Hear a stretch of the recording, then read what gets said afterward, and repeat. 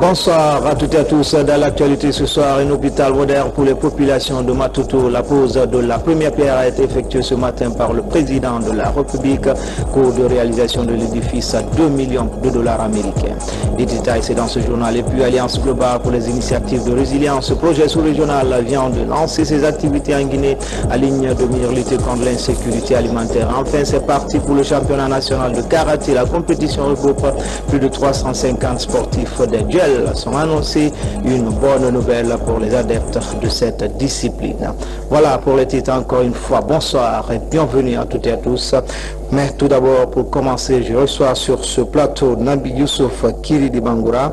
Il est ministre d'État, ministre secrétaire général de la présidence de la République pour ce décret. Décret D 2015-226 PRG-SGG. Portant nomination du Premier ministre, chef de gouvernement. Vu la Constitution, le président de la République décrète, article 1er, Monsieur Mamadi Youla, économiste, est nommé Premier ministre, chef du gouvernement. Article 2, le présent décret qui prend effet à compter de sa date de signature sera enregistré et publié au journal officiel de la République. Conakry, le 26 décembre 2015, professeur Alpha Condé. Pour commencer l'actualité à la une de ce journal, le chef de l'État, professeur Alpha Condé, a procédé ce samedi au lancement des travaux du premier centre de santé amélioré de traitement des maladies épidémiologiques dans la commune de Matuto pour une durée de 7 mois. L'infrastructure va coûter la bagatelle de 2 millions de dollars américains. Ibrahima Keita, le bureau de presse de la présidence. C'est le visage du futur centre de santé de la commune de Matuto. L'infrastructure va coûter la bagatelle de 2 millions de dollars américains pour une durée de 7 mois. C'est la plus importante infrastructure sanitaire jamais réalisée à Matuto depuis l'indépendance de la Guinée, malgré que cette commune soit la plus grande du pays. C'est un complexe sanitaire qui viendra donc résoudre l'épineuse question d'accès des populations aux soins de santé. La réalisation de cette autre infrastructure répond au souci du chef de l'État, professeur Alpha Condé, qui est le renforcement du système sanitaire guinéen. Elle aura une mission spécifique. L'infrastructure dont la pose de la première pierre nous réunit est une structure qui fait partie de la carte sanitaire nationale et qui aura pour mission d'offrir des soins de santé primaires dans les domaines de la santé maternelle, infantile et générale, d'assurer l'hospitalisation des cas compliqués dans les domaines de la médecine générale, de la pédiatrie, de la maternité, de la chirurgie générale et des maladies infectieuses. Pour accomplir cette mission et dans le cadre du renforcement du système de soins, l'infrastructure à construire comprendra un espace santé primaire, un espace modulable pour les hospitalisations, un plateau technique constitué d'un bloc opératoire, d'une unité d'imagerie et d'un laboratoire d'analyse biomédicale. Un centre de traitement des maladies à potentiel épidémique. Un espace pour la promotion de la santé et particulièrement de la santé reproductive. Un logement pour le chef de centre. S'inscrivant dans les orientations de l'Organisation mondiale de la santé, le président de la République, professeur Alpha Condé, dans le cadre de la mise en œuvre de sa politique de changement, fait de l'amélioration du système sanitaire guinéen l'une de ses priorités. De la mise à disposition des communautés, le personnel de santé, en passant par la fourniture des médicaments à moindre coût, avec à la clé la création des centres de proximité, professeur Alpha Condé veut aller vite et bien pour une Guinée qui change. C'est pourquoi le président de la République a invité les uns et les autres au respect des consignes de lutte contre le virus Ebola afin que l'OMS déclare la Guinée débarrassée du virus Ebola le 29 décembre prochain. Toutefois, le président de la République a mis en garde les citoyens qui se donnent la liberté de vendre les domaines de l'État. Pour le président guinéen, la récréation est terminée. Si l'État veut construire quelque part, toute personne qui va s'opposer sera sanctionnée par la loi. Personne n'est au-dessus de la loi. Cette pagaille-là est finie. Je préviens tout le monde. La pagaille est finie. Les gens qui pensent que la Guinée c'est à eux, ils vont faire ce qu'ils veulent, ils vont voir que la Guinée n'est pas à eux, la Guinée appartient au peuple de Guinée, aux jeunes et aux femmes. Désormais, ça sera ça la Guinée.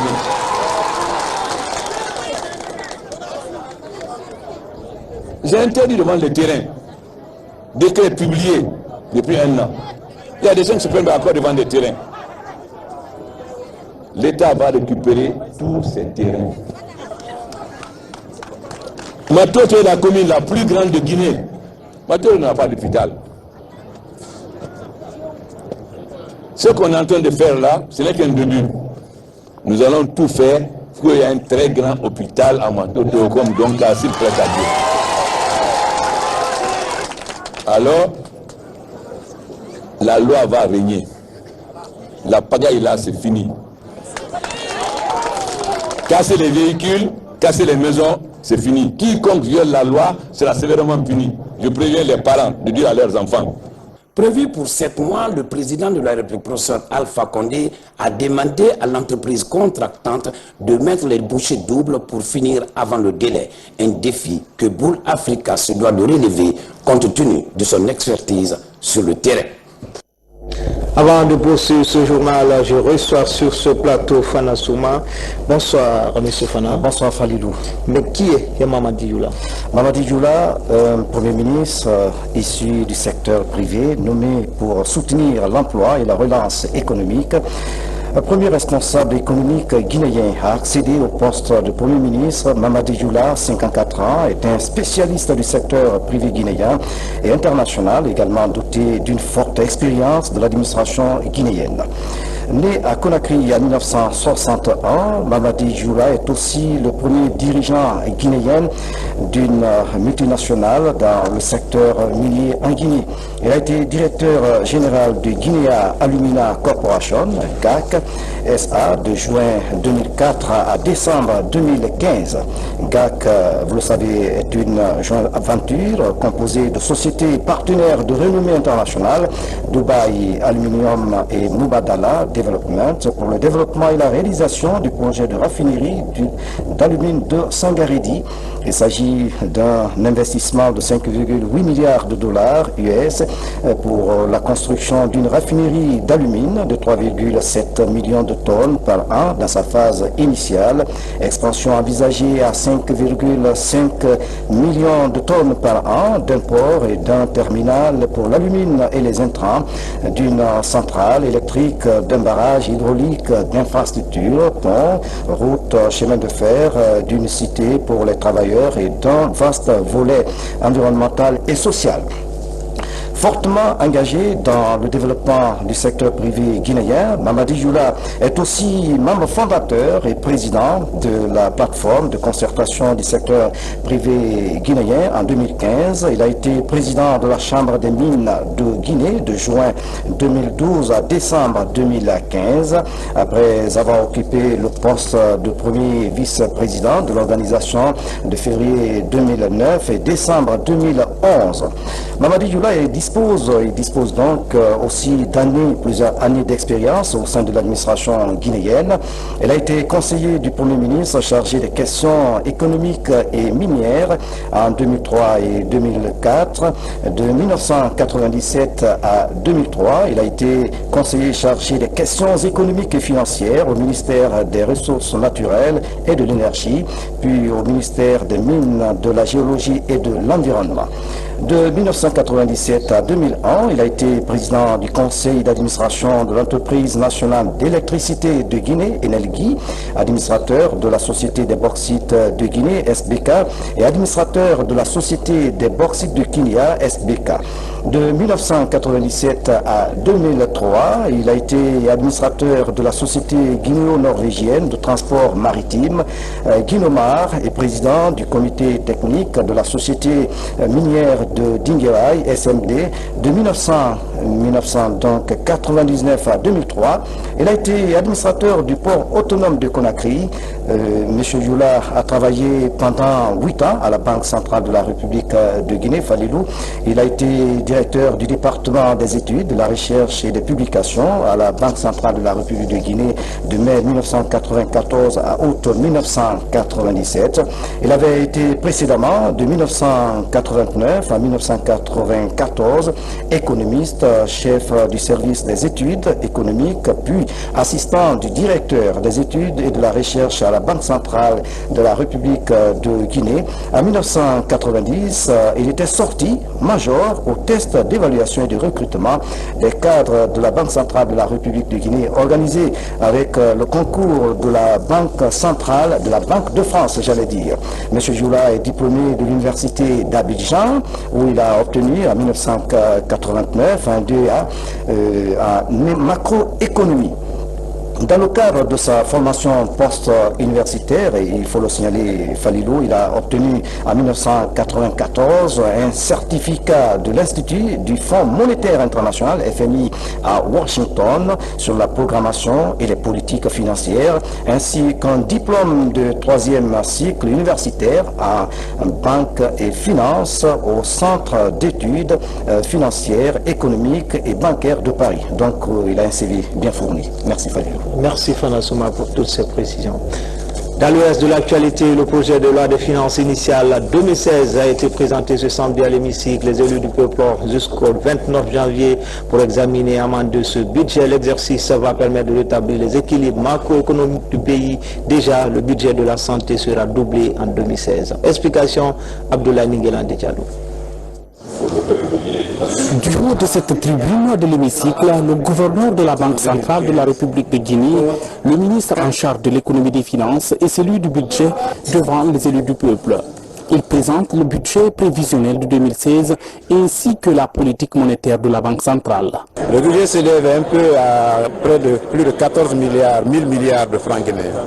Cette année, la nouveauté, c'est l'augmentation du budget de la santé. Un engagement que le gouvernement a pris devant les bailleurs de fonds pour continuer la lutte contre le virus Ebola. Nous avons compris que la santé pouvait avoir un impact négatif, pas sur le secteur de la santé uniquement, mais sur l'ensemble de l'économie. Parce que l'impact de la maladie à virus Ebola nous a démontré que désormais, l'une des priorités doit être aussi accordée au secteur de la santé. C'est pourquoi le budget 2016, malgré la baisse du volume des dépenses d'investissement par rapport à 2015, malgré la coupe de près de 30% des dépenses de fonctionnement de l'État, le budget de la santé, quant à lui, a augmenté. Les députés estiment que ce budget est raisonnable, mais pour eux, l'objectif est d'atteindre le taux de croissance qui est de 4% et de réduire l'inflation de 6%.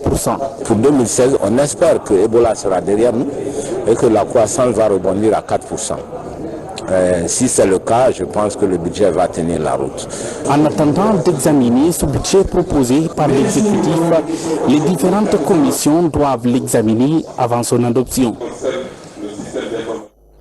La machine du ministère de la Ville continue de libérer les emprises et autres réserves foncières de l'État. Ce week-end n'a pas été rose pour les occupants de l'artère aéroport Vicia. Des ruelles d'accès bloquées sont désormais accessibles à la circulation des personnes et engins roulants. Voyons tout cela avec Barnett Tungino.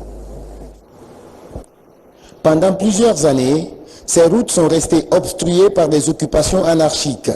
Pourtant, elles débouchent toutes sur le rond-point de l'aéroport de Conakry. Ces coups de bulldozer viennent désengorger ce point stratégique. Je vois aujourd'hui que ces deux voiries dont vous voyez derrière moi sont raclées, sont au moins espacées aujourd'hui. Car ça fait 2 ans moi je suis dans ce quartier, je ne savais même pas que si ces voiries-là sont au moins praticables. Voir que le ministre de l'aménagement et son équipe viennent dans notre quartier aujourd'hui libérer ces emprises. Donc nous ne ferons que l'apprécier et le soutenir. L'opération de déguerpissement engagée par le ministère de la Ville et de l'Aménagement du Territoire vient libérer les artères publiques de Conakry. L'action s'annonce irréversible. Toutes les emprises de Conakry seront libérées en accentuant le contrôle et la surveillance des lieux pour ouvrir ces 3 rues qui sont derrière moi. Après le rond-point de l'aéroport dans la commune de Matoto, Kaloum devrait être la prochaine étape. Le département de la Ville et de l'Aménagement du Territoire multiplie les appels à l'endroit des populations sur la nécessité de préserver les axes routiers tels que tracés par le schéma directeur de la ville de Conakry. Dans l'actualité encore, lancement des activités du projet Agir, entendez Alliance pour les initiatives de résilience. Cette structure, fruit de la coopération sous-régionale, entend fédérer les efforts des acteurs dans le combat contre l'insécurité alimentaire, mais aussi réduire les effets du changement climatique. Les détails, c'est avec Fodé Kamara. Sur le littoral, les terres rizicoles des villages de Koufin à Kamsar et de Kitikata à Koba sont grignotées de jour en jour par la montée des eaux. Ici, sous les berges de Kaloum, l'apparition sporadique des algues en saison pluvieuse et autres effets des changements climatiques affectent la sécurité alimentaire des populations. Ça nous gêne beaucoup, ça gêne les insulaires. Quand ils vont pour pêcher, ce sont ces largues-là qui remplissent le filet. Donc le travail là revient à l'environnement pour voir qu'est-ce qu'il faut faire pour soulager les pêcheurs. À quelques endroits, la rareté des pluies perturbe les calendriers agricoles et les crises alimentaires sont récurrentes. Pour plus de synergie dans les actions contre la faim, les États de la CEDEAO et les partenaires au développement ont initié le projet Agir, Alliance globale pour la résilience à l'insécurité alimentaire. C'est la tendance aujourd'hui de ne pas aider un pays individuellement. Donc si vous ne faites pas partie de ces processus, de ces initiatives, vous perdez totalement l'accès à ces financements. Donc il était important que la Guinée rattrape son retard et c'est ce que nous avons fait cette année en nommant le point focal, en les installant, leur donnant des bureaux et en les aidant financièrement. Principal challenge, éradiquer la malnutrition dans les pays membres. Première étape à franchir pour la Guinée, l'élaboration d'un document de référence pour renforcer la résilience. Un document dénommé Priorité Résilience Pays. La prochaine étape donc, c'est de mettre les groupes thématiques à la réflexion pour extraire un ensemble d'informations sur les causes structurelles et conjoncturelles à l'insécurité alimentaire et nutritionnelle en Guinée. Une fois que ces causes structurelles et conjoncturelles seront identifiées, nous allons projeter, n'est-ce pas, les actions à mener pour venir à bout de ces causes-là. L'Alliance pour la résilience développe un paquet global d'activités qui touchent les producteurs agricoles, marginalisés et les agropasteurs affectés par les effets des changements climatiques. Autre souci, et non des moindres, mettre à l'abri les couches les plus vulnérables que sont les femmes et les enfants. Page santé à quelques jours de la déclaration officielle de la fin de l'épidémie d'Ebola en Guinée, le Centre canadien d'études de coopération internationale lance une campagne de sensibilisation à Boké dans les 10 collectivités de cette préfecture. Les techniciens du CCI appellent les populations à plus de vigilance. Le point avec Nabi Kamara. C'est par un imposant carnaval que le Centre canadien d'études et de coopération internationale a clôturé sa campagne de sensibilisation de 10 jours sur la maladie d'Ebola dans la préfecture de Boké. Grâce au financement de l'USAID, toutes les 10 collectivités décentralisées de Kakandé ont été sillonnées par les techniciens du CICI dans le cadre de la mise en œuvre du programme de riposte contre cette terrible maladie qui frappe notre pays depuis 2014. Les carnavaliers sont partis de Tamaransi, où Ebola a fait 22 victimes, dont 9 survivants, pour se retrouver à la maison des jeunes de la commune urbaine de Boké. Il ne faut pas baisser la garde, parce que vous savez, la maladie se promène avec les personnes. Tant qu'il y a un seul cas positif dans la sous-région, tant qu'il y a un seul cas positif dans une de nos localités de la Guinée, il faut que tout le monde s'engage. Depuis 6 mois, aucun cas d'Ebola n'a été signalé dans la préfecture de Boké. Les survivants de cette sale maladie s'en réjouissent. Je voudrais dire aux populations d'être compréhensives. Dès que vous constatez un cas d'Ebola, même vos propres enfants, faites appel aux médecins. Ils vont les soigner sans problème.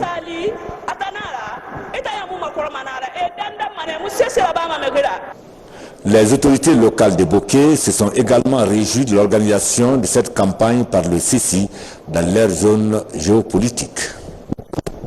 La Guinée se prépare à finaliser son plan d'action national de prévention et de lutte contre l'apatridie. Le comité technique de rédaction du dit document compte le rendre avant la fin de l'année. Explication, Francis Collier. 3 jours d'échange et voilà, les connaissances s'approfondissent sur la notion d'apatride, une notion qui fait référence aux personnes sans nationalité pour faute de documents juridiques. Besoin d'une analyse plus profonde des causes et des risques d'apatridie en Guinée, c'est le point de départ, mais aussi l'approche consiste à sensibiliser les acteurs qui ont un rôle à jouer pour mettre fin à l'apatridie et en premier lieu la population guinéenne. On parle souvent des réfugiés, mais on parle très peu de l'apatridie.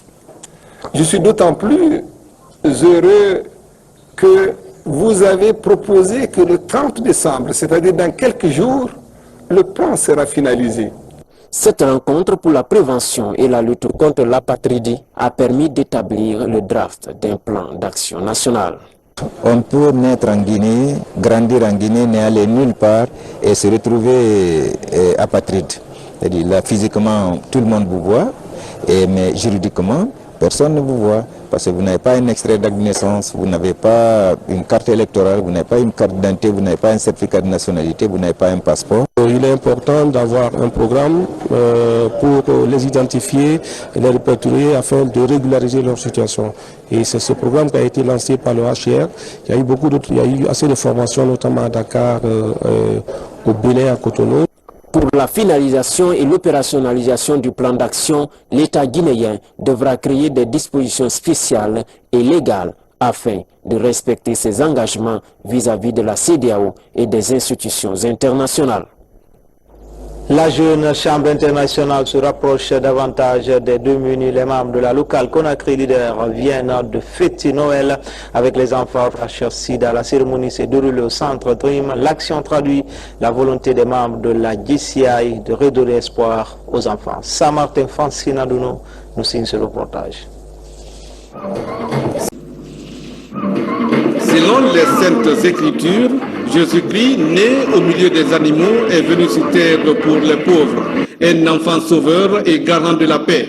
La jeune Chambre internationale Conakry Leaders l'a compris. Cette organisation fête Noël avec les enfants orphelins du VIH/SIDA, encadrés par le centre Dream. Tous les membres de la jeune Chambre de Guinée ont pris en priorité un peu cette fête parce que c'est nécessaire. Nous avons les mêmes chances. Je suis vraiment unie à ces enfants de partager la joie de Noël ensemble et de les accompagner dans la prière. Et ils ne doivent pas être traumatisés, ils doivent être heureux comme les autres enfants. Un engagement qui réconforte les responsables du centre Dream dans leur combat de créer les conditions nécessaires pour assurer à ces enfants un meilleur avenir. Ils ont été toujours à nos côtés, aux côtés des orphelins, aux côtés des enfants de Dream. Ils ont montré que les enfants qui ont perdu leur maman, les parents, que de ne pas mettre en tête que ces enfants sont seuls. La jeune Chambre internationale est à sa 3e édition de don de vivres et de partage des mets dans ses enfants. Culture, les rideaux sont tombés sur la 6e édition de Star Vacances. Cette compétition qui regroupe les artistes en herbe récompense et lauréats. Cette année, les 5 troupes finalistes de l'édition ont été primées. Mikini Moussa Kamara, Fatima Diallo. La 6e édition de Star Vacances de la CPP vient de récompenser les meilleures troupes artistiques de la compétition. La remise des prix s'est déroulée à la RTG Coloma. Cette année, ce sont les troupes qui participent, alors que les années précédentes, c'était les communes qui participaient. Mais cette fois-ci, on a voulu mettre en lumière directement les troupes, d'où la place donnée à la participation des troupes artistiques et culturelles. Et merci à la télévision nationale, ce qu'ils font pour la culture guinéenne. C'est pas facile, ils ont commencé à faire passer les images de la culture. Donc Dieu merci. Je vois que réellement ce qu'a dit le professeur Alpha Condé qui va commencer ce que l'ancien régime l'a fait. Donc je vois que réellement ça avance dans le domaine de la culture. La troupe Poisson-Femme a occupé la première place avec plus de 366 points. Elle a empoché 20 millions de francs guinéens et autres cadeaux. Suivi des merveilles de Guinée de Dixine avec 303 points. Elle gagne 10 millions de francs guinéens. L'oiseau blanc de Matoto obtient le 3e prix et empoche 5 millions. La compagnie artistique Amousso, 4e du tournoi, a obtenu un chèque de 2 millions et Bassikolo de Kaloum tire la queue avec 1 million de francs guinéens. L'entreprise de construction Gicopress était parmi les sponsors de l'événement. Le PDG du groupe Gicopress et l'ensemble de son personnel ainsi que le groupe lui-même vont continuer à accompagner la jeunesse et la culture guinéenne.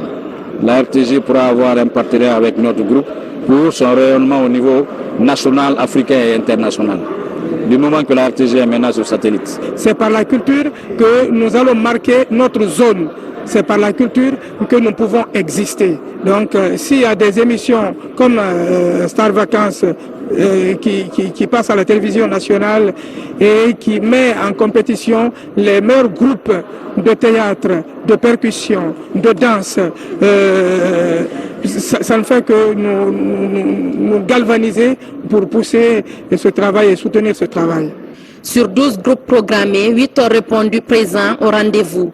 Et ces 8 groupes ont permis au jury de visionner 80 représentations artistiques. Enfin, c'est parti pour le championnat national de karaté. La compétition regroupe plus de 350 participants. Des duels sont annoncés. Les karatékas sont venus des 4 coins du pays. Plusieurs prix sont en jeu. Depuis des jours, donc, le palais des sports de Conakry vibre au rythme des empoignades entre différents champions. Mohamed Alpha Baldé nous signe ce reportage. Plus de 300 combattants, 6 trophées, une dizaine de médailles. Le championnat national de karaté démarre. Sur le tapis, les compétiteurs amorcent les hostilités devant des supporters surexcités. Il faut se dire qu'à chaque fois que la compétition, aujourd'hui c'est un peu compliqué parce que vous avez vu un peu de frustration au niveau de certains compétiteurs puisqu'ils n'ont pas beaucoup de compétition dans les gens. Quand on prend l'exemple pour les autres pays, Sénégal, Côte d'Ivoire, ils ont 6 à 8 compétitions ou 10 par an. Et nous n'avons eu que 2 championnats dans la saison 2015. Donc c'est ce qui amène un peu les gens à être un peu lourds sous les jambes. Sinon, dans le général, c'est bon. Le niveau est très élevé. Puisque dans ces équipes, il y a des champions d'Afrique déjà qui compétissent tous. Toute l'équipe nationale compétisse. Donc le niveau est très élevé de ce championnat. Oui. Pour cette édition, des observateurs se félicitent de la qualité des combats. Le jury a du pain sur la planche, il éclaircit les règles du jeu. Que les coups de pied à la tête donnent 3 points, mais bien sûr que c'est contrôlé, parce que si vous donnez un coup de pied à la tête et que l'autre tombe, vous êtes pénalisé. Donc le coup de pied contrôlé à la tête donne 3 points. Le coup de pied sur le buste donne 2 points. Les coups de poing sont 1 point. Et c'est ainsi qu'on fait les totaux à la fin des 3 minutes de combat. Bon, ce qui m'impressionne un peu depuis le début, ça c'est le départ qui est là. Chacun veut avoir quand même quelque chose, la médaille, de l'honneur. Donc il y a la peur de ne pas être éliminé. Donc chacun s'efforce à gagner d'abord. Je me suis bien préparé quand même. Je sais que je vais m'affronter à n'importe qui. À la grâce de Dieu, je vais apporter ma victoire. À l'issue de ces phases éliminatoires, les qualifiés délivreront leur bataille finale ce 27 décembre en espérant repartir avec une distinction. Déjà, la République islamique d'Iran promet d'offrir des bourses de formation à un certain nombre de karatékas guinéens.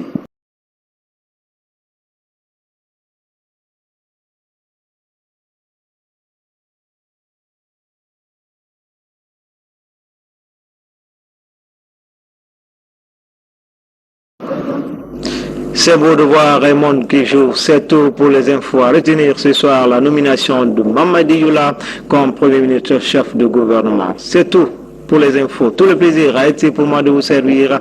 Bon week-end à toutes et à tous. À demain.